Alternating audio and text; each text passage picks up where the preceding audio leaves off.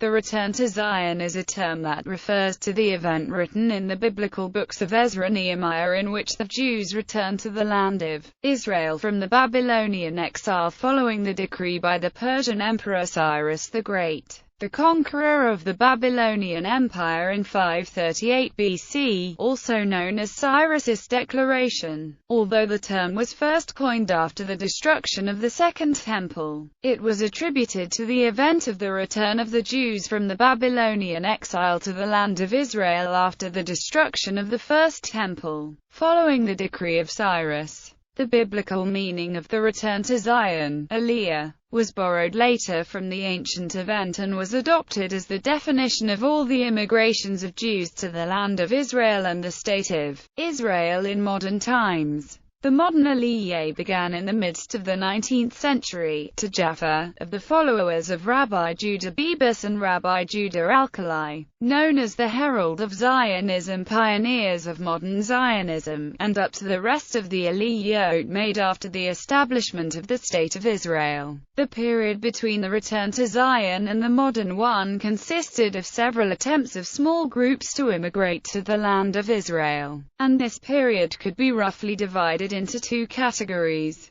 One for the Aliyah during the Middle Ages and during the period of Renaissance, and the other for the Aliyah during the modern era. Babylonian exile. The Babylonian Empire, under the ruling of Nebuchadnezzar II, occupied the Kingdom of Judah between 597–586 BC. The Babylonian army, under the command of Nebuzaradan, also named Chief Executioner, Chief Headsman, by the Bible, had destroyed the First Temple in Jerusalem. The king of Judah, Zedekiah, was forced to watch his own two sons being slaughtered, and thereafter, his own eyes were put out and he was exiled to Babylon. The population of the middle class and above was also deported alongside King Zedekiah, whereas the kingdom of Judah was left only with the poor ones. The deportees were led by Sheshbazzar, also named the Prince of Judah, and Zerubbabel the son of Shealtiel, a descendant of King David. Sheshbazzar, who was probably Shenazar the son of Jeconiah, king of Judah, was picked by Cyrus to lead the deportees, but Zerubbabel was appointed shortly afterwards as a representative of the Persian Empire in the land of Israel. A remnant of Jews in Babylon never lost the affinity they had for Jerusalem as well as their faith in salvation. The return to Zion. According to the books of Ezra and Nehemiah, a number of decades later in 538 BC, the Jews in Babylon were allowed to return to the land of Israel. Due to Cyrus's declaration, the decree of Cyrus, around 50,000 Jews made Aliyah to the land of Israel, following the decree of Cyrus, whereas most remained in Babylon. The return of the deportees to Judah during the next 110 years to follow since the decree of Cyrus is known as the Return to Zion, an event that Jews ever since have been inspired by. The Jewish autonomy. The Zion returnees had settled in what became known as Yehud Medinata. Yehud, or Judah, was a self-governing Jewish province under the ruling of the Persian Empire, and included a small piece of territory out of Eretz Israel, containing Jerusalem and Judea, which even issued their own small silver coins inscribed with the three letters YHD. The borders of Yehud Medinata can be marked today as between Shephelat Lot, Tel Azekah, Keilah, the Dead Sea, Jericho, and Bethel. The Yehud Medinata autonomy has inspired future generations of Jews, their notion of their own national identity and aspirations. The need to end 2,000 years of exile since the Babylon captivity, and to continue to make Aliyah to the land of Israel. The ancient name Yehud Medinata also resembles to the name of modern Hebrew name Medinat Yisrael. Difficulties after the return. Ezra Nehemiah records that the returnees to the land of Israel were also faced with some difficulties. There was tension between the Zion returnees and the local Israelites who resided in the areas of Judea, Samaria and Benjamin. Additional religious tension was created between them and the Samaritans, who perceived themselves as Jews on every count. whereas the Zion returnees treated them as goyim. Consecutive years of the harsh drought in the land of Israel shortly after the return to Zion. Security difficulties because the city walls of Jerusalem had been destroyed and did not provide defense. In addition to all those difficulties, friction developed between the leaders of the returned community. While Joshua the son of Jehozadak was satisfied with the religious autonomy granted to Jerusalem by the Persians, Zerubbabel aspired to full independence. Therefore, though feelings of disappointments were developed among the Zion returnees, which also delayed the construction of the Second Temple that eventually was completed only in 516 BC. Despite all the difficulties, the return to Zion was believed by some as the first time in human history where a people exiled from their homeland by the force of a foreign ruler had returned to their native soil to re-establish their own joint national home and thereby further contribute to and encourage the notion of a distinct national identity for the Jewish people. Stages of the return to Zion. According to the books of Ezra and Nehemiah in the Hebrew Bible, the return to Zion occurred in several waves of Aliyah. Sheshbazz's Aliyah had occurred near after Cyrus's declaration, in 538 BC. Approximately 1,000 young Jews made Aliyah in what became known as Sheshbazz's Aliyah, out of the notion to redeem the land of Israel from its ruins and to re-establish the Holy Temple on the Temple Mount.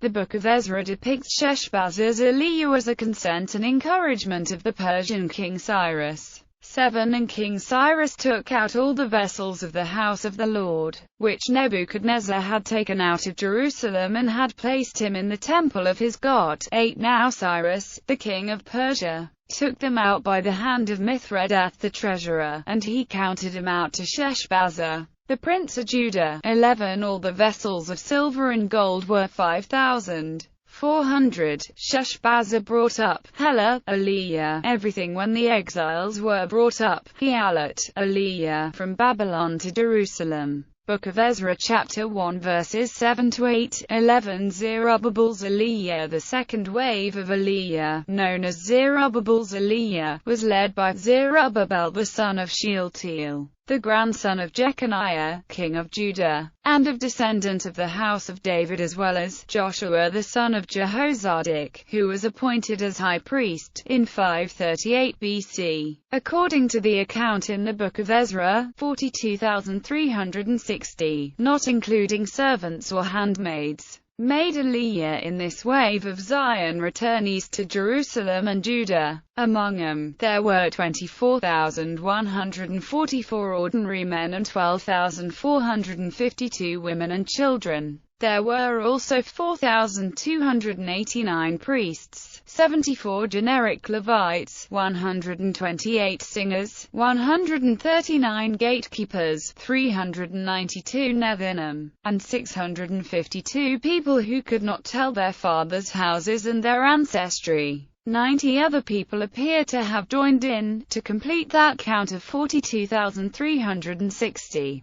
In addition, 7,337 servants and handmaids joined in, boosting the population to 49,697. They also brought up their working animals: 736 horses, 246 mules, 435 camels, and 6,720 donkeys. A smaller portion of this wave of Aliyah was well-born, possibly 1/6 of the returnees, whereas the rest were of a lower class and poor. The Zion returnees, in this Aliyah, were of the tribe of Judah, tribe of Levi and the tribe of Benjamin, and settled in their cities and places from before the destruction of the first temple, Solomon's temple, as many of them kept scribe documents indicating their land tenure status of land ownership in various places. Due to the return of many single men, and the lack of Jewish single women, a phenomenon of mixed marriages with alien women developed. This wave of Aliyah had been on good terms with the Persian government, which allowed them religious autonomy. However, the economic situation was not well. There was a lack of infrastructures due to the consecutive ruins in the aftermath of the destruction of the First Temple, taxes and many housing needs, as well as consecutive years of harsh drought and other natural disasters that hit the land of Israel. At those times the Jews reinstituted the sacrificial offerings to God with the re-establishment of the altar in 538 BC. This event was prior to the reconstruction of the newly emerging temple in Jerusalem, which restored the status of Jerusalem as the heart and soul of the Jewish people. The Samaritans made proposals for cooperation in the work, but their proposals were declined.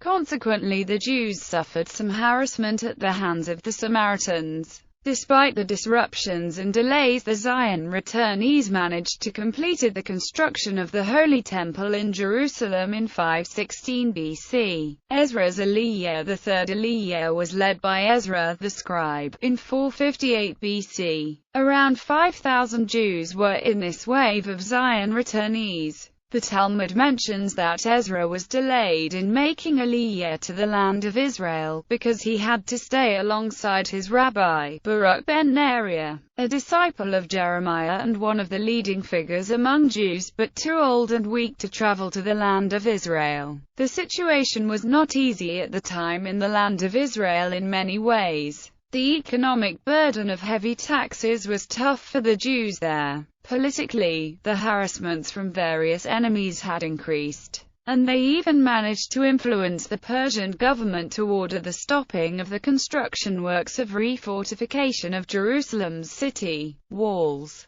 Religiously, the mixed marriage was a spreading phenomenon that was perceived as a major threat to the culture and the future of the Jews as a nation. Ezra, who was one of the greatest scholars of that generation, made Aliyah in order to improve the situation for the Jews in the land of Israel, and indeed began a series of initiatives upon his arrival in Jerusalem that was to influence the life of the Jews there in the days of the Second Temple. Ezra made Aliyah with an official approval of the Persian government and license to take out all donated money from exiled Jews and government officials to the Holy Temple and Jews living in Israel. He was also permitted to transfer holy vessels to the temple in Jerusalem, and a decree was given to the government treasurers to allocate them with money, wheat, wine and oil. In addition, all which served in the Holy Temple, the priests, Levites and Nethinims, were given tax exemption, and Ezra was authorized to appoint magistrates and judges and to teach the law of God to the people of Israel, as well as the authority to impose penalties of confiscation, banishment or execution, if needed. Along with other scholars, Ezra established the Great Assembly, which served as the highest authority of deciders on the halakha in cases of religious laws and as a body of leaders to the nation of Israel. In addition, he served in the Holy Temple as the high priest. Ezra decided on many regulations of the religious laws, takanot chachimim, with the purpose of resuming public order in the aftermaths of the destruction of the First Temple and the Babylonian exile, notably, strengthening Jewish relationship to Torah, strengthening Jewish identity, and preventing assimilation. In that conjunction, he revolutionized the usage of the Hebrew alphabet. Nehemiah's Aliyah, the fourth Aliyah, was led by Nehemiah the son of Hakaliah, in 445 BC. Prior to that, he served as the royal cupbearer to the king of Persia and as man of the Great Assembly. It is not clear how many Zion returnees joined him, but the Book of Nehemiah depicts a strong army escort supplied by the king. Nehemiah requested a temporary leave of absence to go to Judah, to the place of his forefathers, in order to rebuild Jerusalem and repair its city walls, and his request was approved by the king. For this purpose, he was given permission to cut down woods and was escorted by the army. Nehemiah divided the construction work into 42 groups of families, each was responsible for its own district. Since Nehemiah found out in advance about the plan of Judah's enemies to come together and wage war against Jerusalem and to wreak destruction, each group would be building and watching at the same time, and thus he managed to prevent it.